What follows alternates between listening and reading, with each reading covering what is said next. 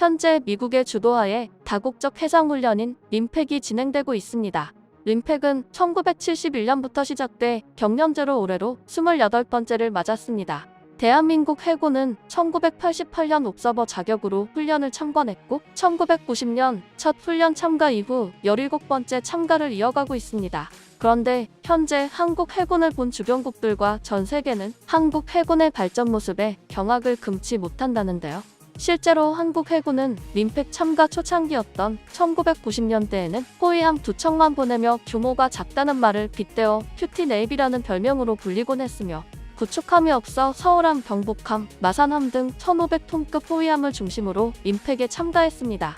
이를 회상하며 과거 림팩에 참가했던 한 예비역 해군은 림팩은 기본적으로 대양 작전이고 주력인 미 항모 전투단은 태풍급을 제외하고는 기동에 거의 제한을 받지 않는다며 우린 이걸 따라가기도 벅찬데다 유료 수급을 받는 일도 만만치 않았는데 이 와중에 항상 함포 사격 실력만큼은 극찬을 받았다라고 전하기도 했습니다. 따라가기도 벅찼던 1990년대 이후 2000년에는 한국형 구축함 을지문덕함이 링스 헬기를 탑재하고 최초로 참가해 호위함, 전남함, 잠수함, 박이함, P3 초계기와 전력을 선보였습니다.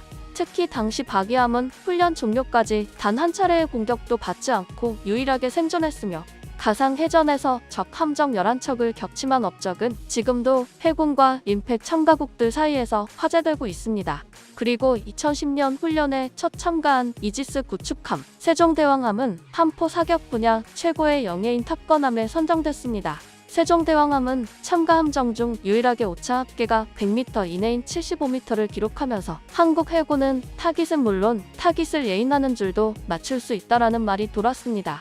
2012년에는 비록 소대급 규모였지만 해병대가 림팩에 최초로 투입됐으며 당시 한국 참가 전력은 참가국 간 우호를 증진하기 위한 림팩 올림픽에서 종합 우승을 차지했습니다.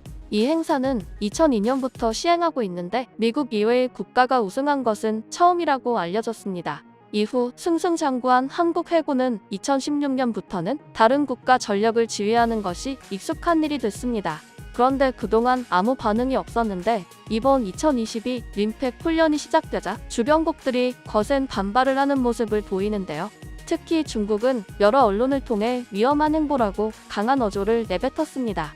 중국 언론은 한국의 림팩 참가에 대해 미국의 인도태평양 전략을 돕기 위해 미중 사이에서 유지해온 중립 입장에서 이탈하는 위험한 행보라고 평가했습니다. 이 매체는 이 같은 움직임이 한국의 경제 및 안보 이익을 해칠 뿐 아니라 장기적으로는 영내 대립과 분열을 악화시킬 것이라는 게 전문가들 견해라고 언급했습니다. 그런데 그동안 아무 반응이 없던 중국이 이번에 유독 강한 반발을 하는 것은 한국의 훈련 규모가 미국 다음으로 큰 규모이기 때문인 것으로 보입니다. 한국 해군력의 현 주소가 공개되자 중국에서는 접잖게 당황한 것입니다. 8일 기준 미 하와이 진주만 일대에는 우리 해군의 대형 수송함 마라도함과 이지스 구축함, 세종대왕함, 한국형 구축함 문무대왕함, 손원 1급 잠수함, 신돌석함 등이 정박 훈련을 하고 있으며 함정과 함께 P3 해상 초계기 1대, 링스 해상 작전 헬기 2대, 한국형 상륙돌 격장갑차 9대와 해병대 1개 중대, 해군 특수전전단 4개 팀, 해군 제5성분전단 제59기동건설 전대 등 장병 1000여 명도 이번 림팩에 함께하고 있습니다. 특히 우리 림팩 훈련 전단장인 안상민 소장은 원정 강습단장 임무를 처음으로 수행하는데요. 한편 함께 훈련하는 호주군 장교는 오래전 림팩에 참가한 선배 전우들로부터 한국에 대한 특별한 얘기를 듣지 못했는데 요즘은 림팩에서 한국을 자주 언급한다며 한국 해군은 세계에서 가장 빠른 속도로 훌륭하게 성장한 해군이다라고 말했습니다. 이처럼 혼란한 국제사회 속에서 처음 실시된 림팩에서 한국군의 모습에 전 세계는 놀라움을 금치 못하는 상황인데요.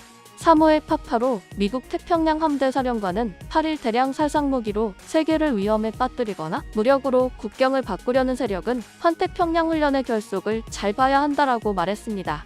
한편 파파로 사령관은 림팩은 특정 국가를 겨냥하지 않는다라고 말했으나 이날 발언은 사실상 연일 미사일 시험을 하는 북한과 중국에 대놓고 경고를 한 것으로 보입니다. 현재 한국의 림팩 참여를 놓고 반발하는 중국도 원래는 림팩에 초청돼 왔습니다.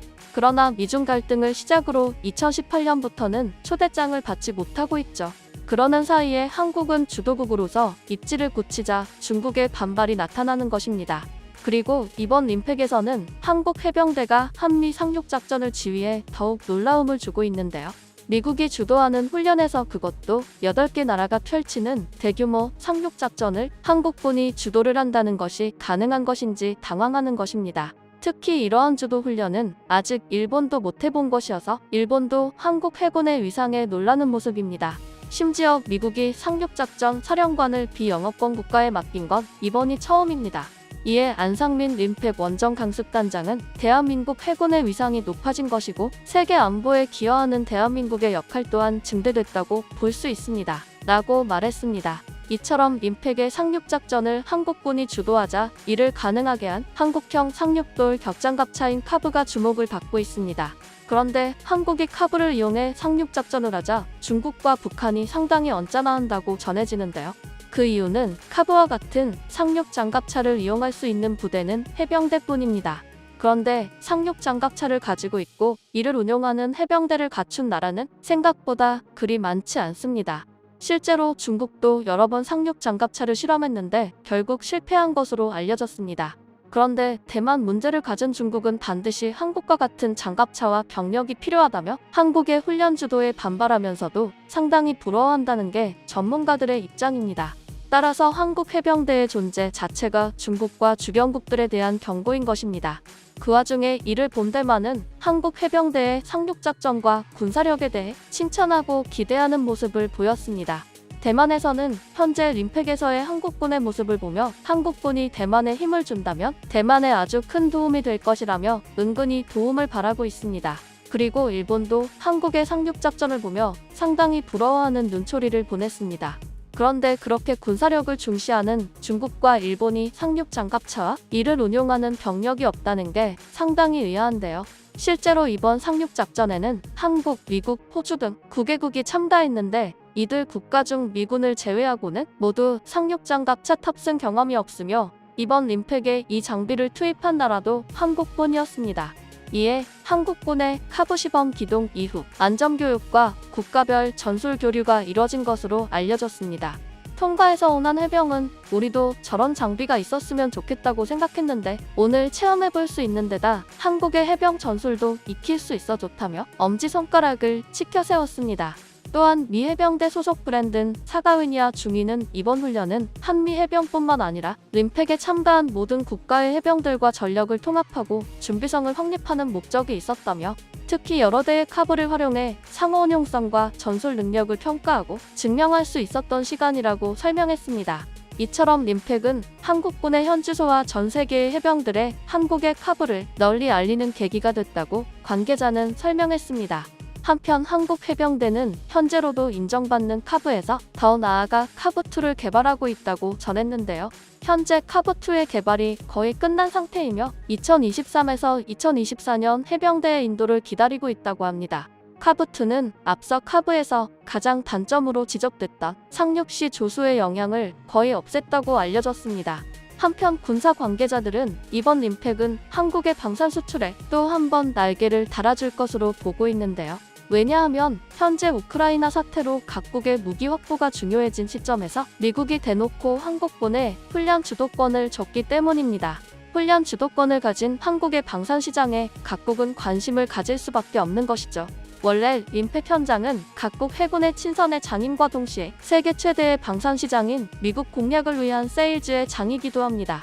여기서 LIG 넥스원은 지난 4일부터 열린 림팩 훈련 현장에서 국산 유도 무기 2.75인치 유도 로켓 비공을 소개하며 각국 해군 관계관들의 주목을 받았습니다. 비공은 차량 탑재 방식을 적용해 기동성이 우수하고 차량 자체의 표적 탐지, 발사 통제 장치를 모두 갖추고 있어 단독 작전을 수행할 수 있습니다.